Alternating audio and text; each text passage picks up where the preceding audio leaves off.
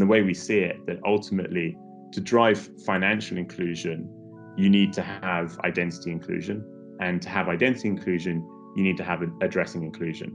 And by powering that digital aspect, we're ultimately driving and supporting the digital transformation of businesses in Nigeria and beyond.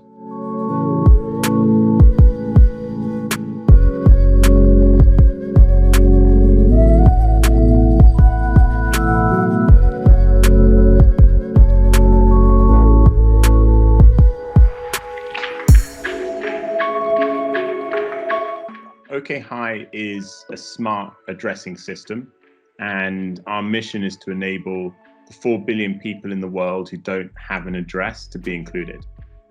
What that means is that we're giving access to services that people wouldn't otherwise have, whether that's opening up a bank account, getting a delivery to their door, or maybe even getting an emergency service to their door. And it's actually a problem that costs the world's economy over $200 billion a year. And so I first came across this problem. I was actually working at Google at the time in London. I took a sabbatical, traveled around East and West Africa, Kenya, Tanzania, Nigeria, Ghana, and experienced this problem firsthand. When at Google, I helped launch Google Maps across emerging markets.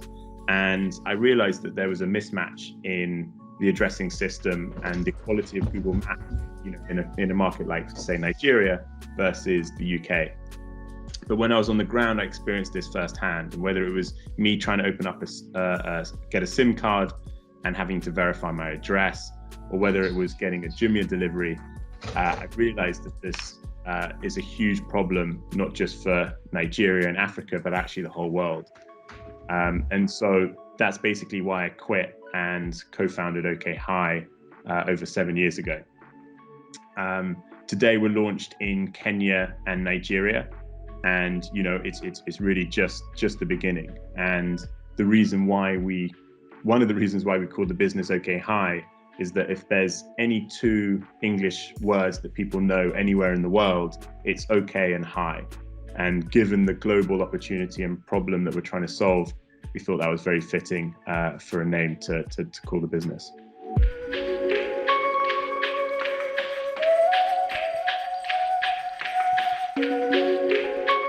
OkHi was, initially founded in Kenya.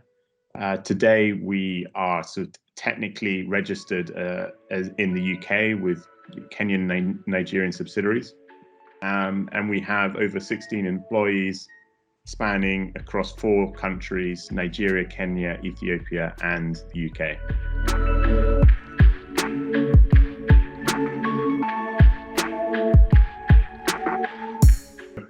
I talked about our mission at the beginning is all about giving better access to services via physical addressing. And when you look at the problem, there are 2 major areas that are challenging without a formal physical addressing system. One is mobility businesses. So that's any business that's trying to move something or someone between A and B. Obviously, if you can't clearly define A and B, it makes it very inefficient and ineffective. The second is verification. So many businesses, financial services and others need to be able to have proof of address to be able to give access to their services. And without a formal physical addressing system, again, that is very tough. And so today we proved that we could solve the mobility problem with delivery businesses in Kenya. And we're now solving the second part, which is the verification space, and we're focused in Nigeria. So the most important thing for like a financial service is to be able to trust their customer so that they can then offer them services to them. And ultimately that space is kind of rife with fraud and risk. And as a result, it's also heavily regulated. So this means that financial services are required to provide a proof of address or collect a proof of address when people are opening up accounts. And so what this does is it creates a lot of friction for these financial services to be able to onboard new customers. There are 3 solutions today.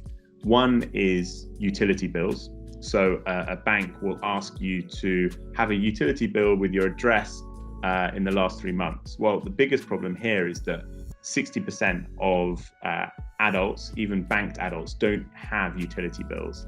And even if they do, it's all very easy to forge. The second option is that banks send agents to people's houses to verify they do actually live there.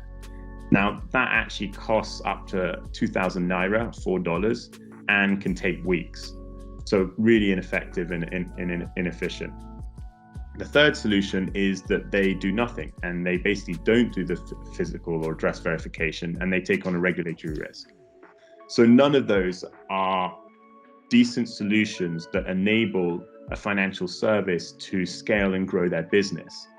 And that is ultimately one of the key reasons why 50% of the adult population in Nigeria are unbanked. And so by solving this problem, we can really unlock a lot of financial services to be able to operate and grow in Nigeria.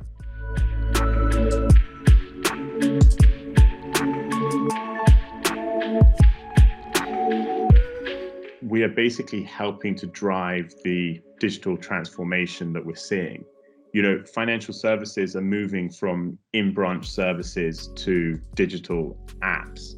And, the number one goal for these financial services is to be able to onboard their new customers remotely, when before they could rely on physical visits in a branch. That's not possible today.